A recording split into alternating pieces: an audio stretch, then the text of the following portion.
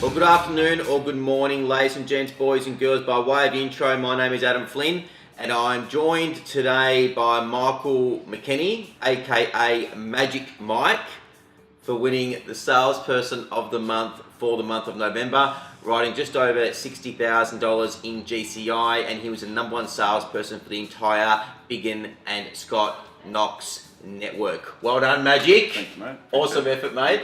Thank you. He also just told me he wasn't coming to the network Christmas party tonight, which I'm not very happy about. But anyway, that aside. So, mate, the month of November, some big results. There was, yeah. So, tell the viewers about some of the results for November. There's probably two standouts. So 51 Lakewood Drive in Knoxfield. Yep. That was on the Saturday that it was about 35 degrees. Yeah. To call in the auction. That ended up selling for $1,041,000 with 4 bidders. Yep. Which is really good result. How big was the block there?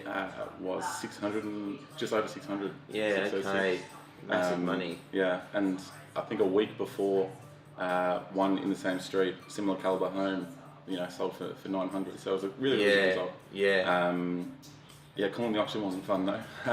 in the 35-degree heat. Was the buy Chinese?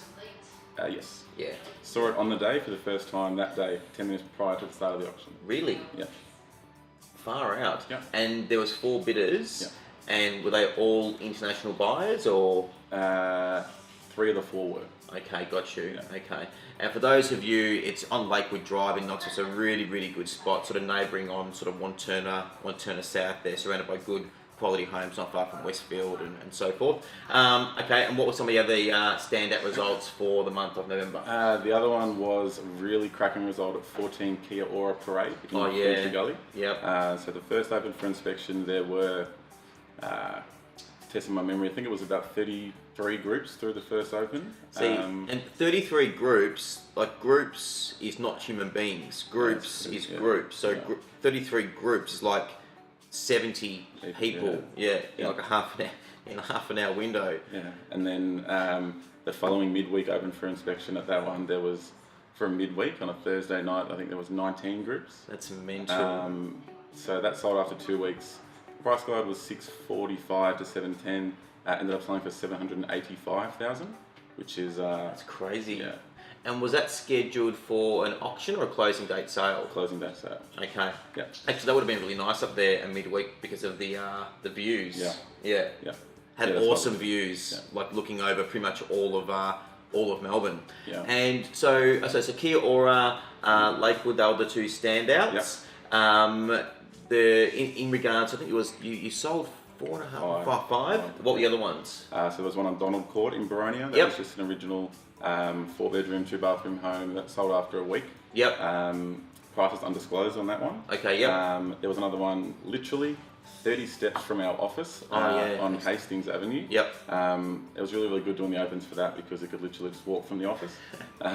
Showing buyers through was no problem at all. So that one sold for 590,000. And was that just so with Donald, was that scheduled for an auction or a closing date? An auction as well. Okay, so it sold before auction? Yes. Okay, Yep. and Hastings, was that auction or closing date? Closing date sale. Okay, and it sold prior to closing date? Yes. So of all the sales that you made in November, it sounds there was only one that went all the way to auction, but you made the decision on that pretty much, didn't you? Yes. Like from a strategic point of view, you thought it's going to be tightly contested, and given the amount of competition, we're going to take this one to auction day. Yep. Yeah. So as you say, if we decide to take it to auction, it's responsibly, strategically. Yeah. Decide to sell it prior, it's responsibly and strategically. Yeah, sure, got you. Okay, and so your core market, that you look after is Bayswater. Yes. I used to do paper rounds around where your core market is when I was a pup. Did you? I did, mate. I went to school at Lady of Lourdes. That aside, so we're starting to get some really good traction there. You've got one on Kamala Road. I think it's over 1,000 square metres. Yes. Yep. So development site. Yeah. Yep. Huge potential development site. Okay, very good. And there's been another one at the moment in Bolac Street. Yeah, so Bolac Street's off Orange Grove. Yep. That's, again, original 3-bedroom home, 730 square metres of land. Yep. Potential to keep the existing dwelling, possibly build on at the back. Yep. Which is a license to print money. Yep. And yeah, so it's going really well in that particular area. That was Magic's.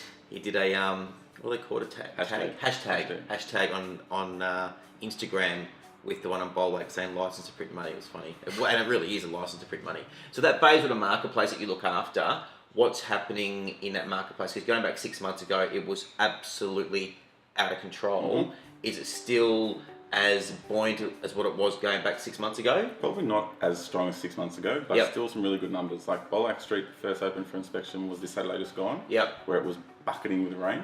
Oh, it was a terrible day. And we still had, over 10 groups there. Yeah. Multiple contract requests. So multiple Chinese buyers still around. Yeah. Which is encouraging. Yeah. I think Bayswater's just like boomtown. It's crazy. Yeah. How strong it's gone. So what do you think, and I would argue that Bayswater as a suburb, and look, I haven't looked into this, but I'm pretty confident about what I'm saying, would be one of the highest growth suburbs in regards to capital growth in Melbourne over the past 12 months. It's been out of control. Yeah. Do you think the trends for that growth are going to continue into 2018? In some pockets I do. Yeah. Because not all of Bayswater's you can subdivide land. Yeah. So I think the parts where subdivision has occurred, or like they're building new dwellings. Yeah. Then they'll sell in 2018 and probably get ridiculous prices as well. Yeah, sure. Because the new Bayswater station, that whole precinct, it's gone absolutely crazy. And what about the city of Knox as a whole? Because you've mentioned a number of suburbs, throughout this interview, this video, that you've sold properties on throughout the city of Knox. So city of Knox has a number of different suburbs, and you've got Knoxville, Wantirna South, Bayswater, Boronia, the Basin, Rowville, Listerfield. So in regards to and you've sold properties in a number of these suburbs, not only throughout your time, but certainly in the last month. So what do you think the trend is going to be across the entire city of Knox? Do you think we're going to have good growth going into 2018 across the entire municipality? Yes I do. There's particular types of properties that are going to experience still just going to increase in price by a bucket load. Single level units, people downsizing, especially with the new laws coming in mid next year. The downsizers get an incentive to downsize. So many people want single level units. It's crazy. It's crazy. I met 4 people yesterday who told me that they want a single level unit. So yes, those parts. I think areas like Ferntree Gully, that's just continuing to grow. Same as Bayswater. Wantirna South slowing down a little bit. Same as Wantirna. But as a whole, to answer your question, I do. And we've got our new office opening in Feb of next year, which we're pretty pumped about. That is in Ferntree Gully. So that means we'll have our 5th office in the city of Knox, which we're super excited about. But all in all, Magic, you're a star. Well done, mate. Thank you, mate. Appreciate it. It was tight. It was very tight. Yeah. Aaron's a competitive beast. Far out. It was only a few $100s in regards to the and in GCI terms, that's not a lot at all. But it was very tight. Got down to the last couple of days in regards to salesperson of the network. So, mate, congratulations. Are we going to see you here again for salesperson of the month for December? Yeah, possibly. There's a bit going on. Yeah, there is a bit going on. But Aaron's very competitive, and so is Adrian. I'll tell you what. Craig Hill. And Hilly. So there's a big. It's healthy competition. Though. Yeah, it is. It is healthy competition. It is. It's and it's like even with the listing competition, it's exciting to actually watch you guys lock horns. But yeah, it is in a really healthy competitive way. So mate, congratulations. You're a legend. Thank you all for watching. For those of you who are watching, and we'll see you all again next month. Thanks, guys. Cheers, legends.